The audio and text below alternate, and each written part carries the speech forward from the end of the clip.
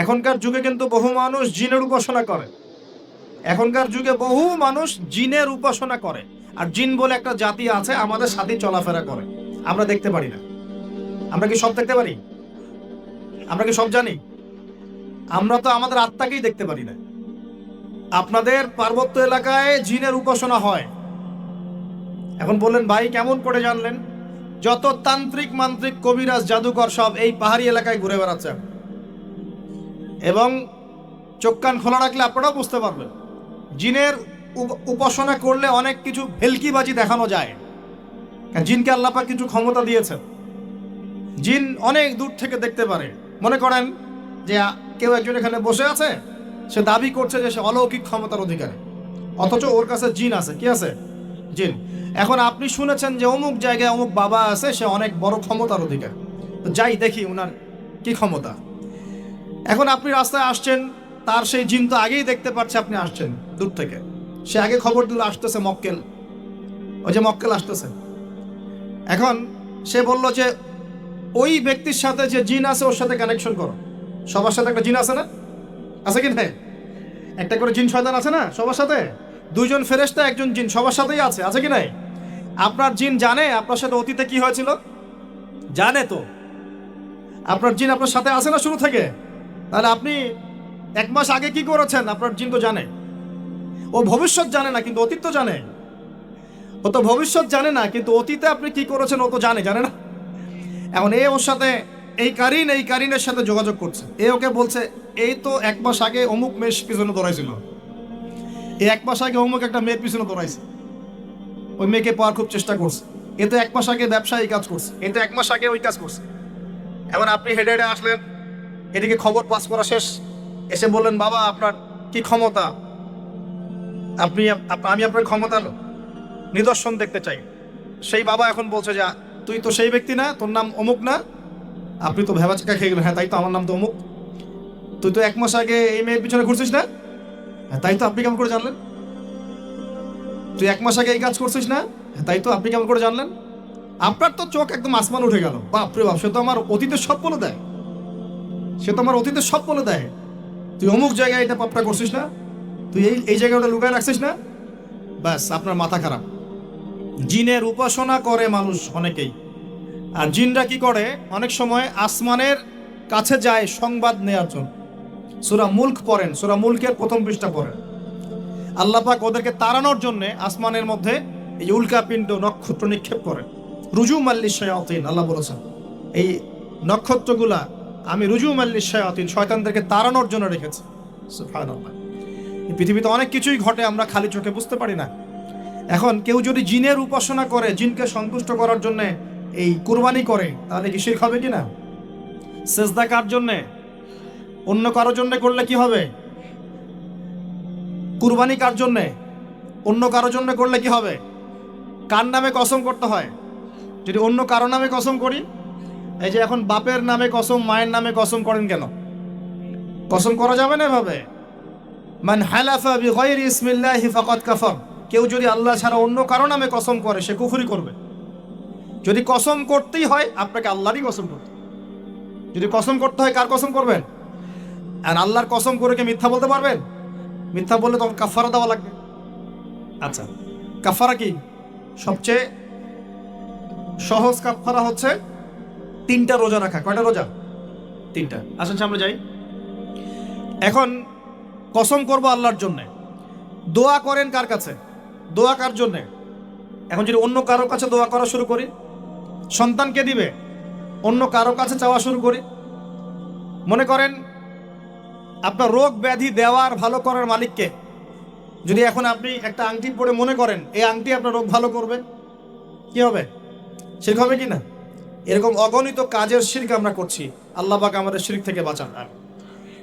ভবিষ্যতের মালিককে, সময়ের মালিককে। ভবিষ্যৎ কে জানে? রাস্তায় টিয়া পাখি দেখে ভাগ্য পরীক্ষা করছে, ও কি ভবিষ্যৎ বলতে পারবে? কিন্তু ওখানে গিয়ে হাত দেখান, শিরক হবে না? রাশিফল দেখা যায়, রাশিফল কি? রাশিফল আজকে তোমার দিনটা কেমন যাবে, কালকে তোমার দিনটা কেমন যাবে, আছে না? তো এগুলো বিশ্বাস করলে কি হবে? এরকম পদে পদে শিরকে নিমজ্জিত আছে। এগুলো তো গেল আমলগত শিরক, আরো অনেক শিরক আছে। আমাদের কথার মধ্যেও শিরক হয়। কিসের মধ্যে? কথার মতো যেমন আমরা বলি ডাক্তার ভালো ছিল, না হলে রোগীকে বাঁচানো যেত না, বলি কি না? অনেকে বলি না, শিরক হবে। কেউ যদি বলে যে ড্রাইভারটা ভালো ছিল, না হলে গাড়ি নির্ঘাত অ্যাক্সিডেন্ট করতো, কি হলো কথায়? আরেকটা বিষয় আছে, আমরা অনেক সময় ইবাদত করি মানুষকে দেখানোর জন্য, সবাই বড় দানবীর বলবে, আমাকে নামাজি বলবে, এটাও কি? এটাও শিরক। কথার মধ্যে আর অনেক শিরক করি।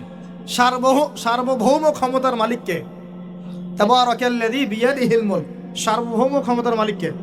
আর আমরা যদি মনে করি আমরাই সার্বভৌম ক্ষমতার মালিক, কি হবে? শিরক হবে না? এরকম প্রচুর শিরকে আমরা নিমজ্জিত আছি। সবচেয়ে বড় যে শিরকটা এখনকার বিশ্বে চলছে সেটা হলো আল্লাহ পাকের হালালকে আমরা হারাম করে নিচ্ছি, আল্লাহর হারামকে হালাল করে নিচ্ছি। করছে কি না? বুঝতে পারছেন না মনে হয়। মাদক দ্রব্য কি হালাল না হারাম? আমরা অনেক সময় হালাল করে নিয়েছি, তাই নাই? জেনা হারাম না হালাল? আমরা এখন জেনাকে প্রমোট করছি, উস্কে দিচ্ছি। সমকামিতা হালাল না হারাম?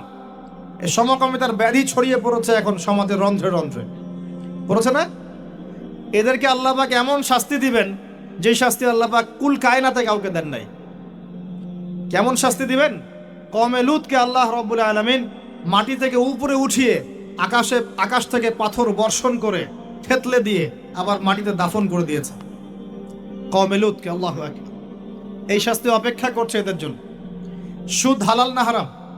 আমরা কি এটাকে জায়েজ করে নিচ্ছি কিনা, খাচ্ছি কিনা? এই বিশ্বের সবচেয়ে বড় একটা সমস্যা চলছে, আল্লাহ পাকের হারামকে আমরা হালাল করছি, হালালকে হারাম করে নিচ্ছি, এটাও শিরক। এখন আল্লাহ পাক যে বলছেন সবাইকে মাফ করে দিবেন, আল্লাহ পাক শিরক যে করে তাকে মাফ করবেন না। এখন বলেন কত পার্সেন্ট মানুষ মাফ পাবে? এই পাপগুলো কত মানুষ করছে? সবাই করছে না? মোটামুটি সবাই মোটামুটি শিরক করছে। আমরা আল্লাহ পাক আমরা সবাইকে শিরকের পাপ থেকে বাঁচিয়ে রাখুন না। এর পাশে একটা শিরক আছে রিয়া বা গোপন শিরক, লোক দেখানো আমল, এটাও গোপন শিরক। আর এক শ্রেণী। আচ্ছা, এখানে একটা কথা বলে রাখি, এই শিরকগুলো থেকে বেঁচে থাকলে কি হবে? শিরক থেকে বেঁচে থাকলে আপনার আমল নামায় যদি আসমান জমিন সমান গোনাও থাকে, আল্লাহ পাক সমস্ত গোনা মাফ করে দিবেন ইনশাআল্লাহ।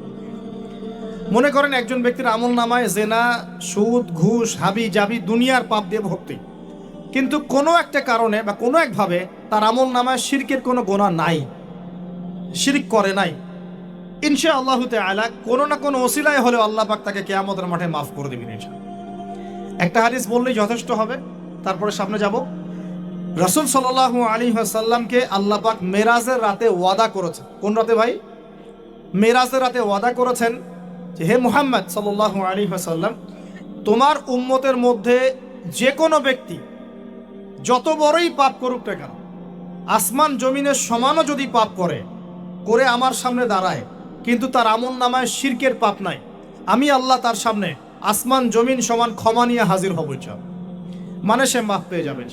অতএব শিরক মুক্ত আমল করতে পারলে ইনশাআল্লাহ এই নিসফু মিনা শাবান, লাইলাতুন নিসফি মিনা শাবান, এই শবে বরাত যেটা আপনারা বলছেন, এই রাতে আল্লাহ পাকের ক্ষমা আমরা পেয়ে যাব ইনশাআল্লাহ। শিরক হবে। কেউ যদি বলে যে ড্রাইভারটা ভালো ছিল, না হলে গাড়ি নির্ঘাত অ্যাক্সিডেন্ট করতো, কি হলো কথায়? আরেকটা বিষয় আছে, আমরা অনেক সময় ইবাদত করি মানুষকে দেখানোর জন্য, সবাই বড় দানবীর বলবে, আমাকে নামাজি বলবে, এটাও কি? এটাও শিরক। কথার মধ্যে আর অনেক শিরক করি। সার্বভৌম ক্ষমতার মালিককে, তাবারাকাল্লাযী বিয়াদিহিল মুলক, সার্বভৌম ক্ষমতার মালিককে। আর আমরা যদি মনে করি আমরাই সার্বভৌম ক্ষমতার মালিক, কি হবে? শিরক হবে না?